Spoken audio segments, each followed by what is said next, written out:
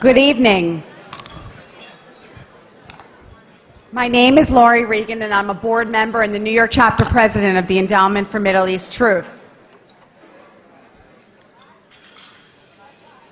I'm here to talk to you a little bit about Emet, but I have to say that Robbie Force summarized it in one very brief phrase. Sarah was there. And Sarah is Emet. Sarah has a beautiful staff and a lot of people helping her, but Sarah is always there.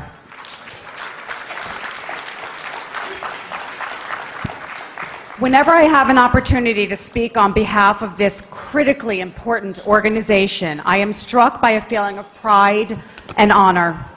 Emet is an organization like none other.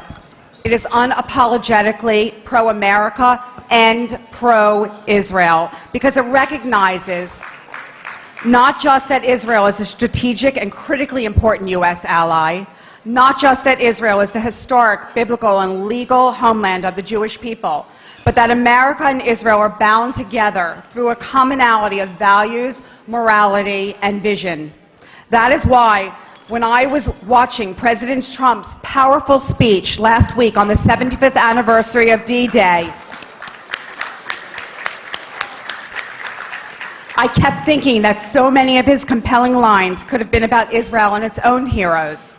President Trump recognized that the heroes of D-Day were moved by a force no weapon could destroy, the fierce patriotism of a free, proud, and sovereign people that battled not for control and domination, but for liberty, democracy, and self-rule. They were sustained by the confidence that America can do anything, because we are a noble nation with a virtuous people praying to a righteous God. Their exceptional might came from a truly exceptional spirit. Their abundance of courage came from an abundance of faith. And as they confronted their fate, these great men placed themselves into the palm of God's hand. Sound familiar? President Trump could easily have been talking about Israeli Zionists who seemed to be cut from the same cloth as American patriots. For as the greatest generation was liberating Europe, driven by American patriotism, Israeli Zionists were preparing for their own liberation in the God-given land of their forefathers. And tonight we are blessed to be celebrating the 71st anniversary of Israel's founding. But we American Jews cannot take for granted that Israel will forever survive in a neighborhood surrounded by enemies seeking her annihilation, nor can we take for granted our own safety in a country that is seeing vast amounts of anti-Semitism metastasizing on our streets, in our newspapers, on our college campuses, and frighteningly, in the halls of Congress.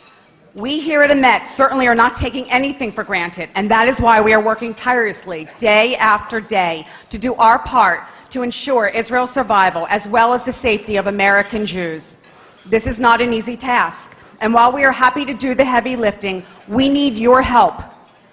Just as soldiers on the battlefield require their support of those at home who enjoy the benefits of the freedoms preserved through the battles of war, we require support in order to continue our work. Emet holds a unique place in the Washington, D.C. policy landscape, and in particular in the halls of Congress. We work hard to develop relationships with politicians on both sides of the aisle, as we recognize that no matter the direction of our politics, we need all Americans to be educated about Israel, anti-Semitism, and the importance of a strong U.S.-Israel alliance.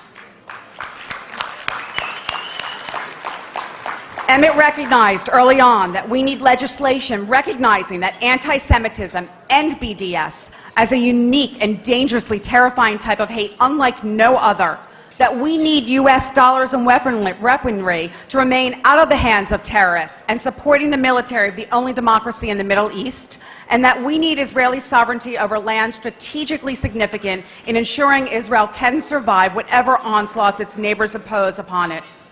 We cannot achieve these results without your help. We are a small army of soldiers doing yeoman's work because we recognize our responsibility as both Americans and Jews. We would be naively arrogant to believe that just because we are fortunate enough to live in the United States in the year 2019, that we and our descendants will be safe from anti-Semitism and persecution. Met recognizes that a great deal of work must be done at the legislative and executive levels if we are going to survive the rising tide of hatred directed at us. While we now post armed guards at our synagogues and day schools, this existential threat will not be won with guns alone. With pro-BDS lobbyists and loyalists on the Hill, Democrats who have decided that freshman anti-Semites are the flavor of the congressional term, and growing numbers of Jews who list Israel at the bottom of their list of voting issues, we all must be vigilant and we all must be involved. Make no mistake, we are at war, not of our making, but nonetheless requiring us to fight back. When Jews are not permitted to march in a parade with Jewish symbols, when we cannot safely walk the streets of New York City, and when Jewish students are made to feel fearful and unwelcome on college campuses, I fear we are beginning to lose the battle. We need each and every one of you to join this fight because the tide of war is not ebbing. Not everyone can be a soldier in the military sense. Not everyone can be a hero like Taylor Force of blessed memory, or a warrior like Sarah Stern. But we all certainly have the means to open our wallets and support those who have chosen Israel and national security advocacy as their life's work. Ladies and gentlemen, now is the time that we need to act. The haters are growing in number, their voices are growing in volume, and their actions are becoming more and more lethal. Please play a role in ensuring that never again truly means never again. As Theodor Herzl recognized, the Jews who will it shall achieve their state. We shall at last, as free men on our own, we shall live at last as free men on our own soil and in our own homes peacefully die. The world will be liberated by our freedom, enriched by our wealth, magnified by our greatness, and whatever we attempt there for our own benefit will redound mightily and beneficially to the good of all mankind.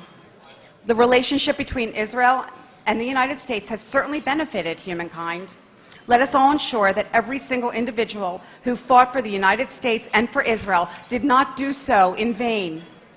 Emmett's work is too important to the survival of our people, both here and in Israel, and I urge you all to please give us your support.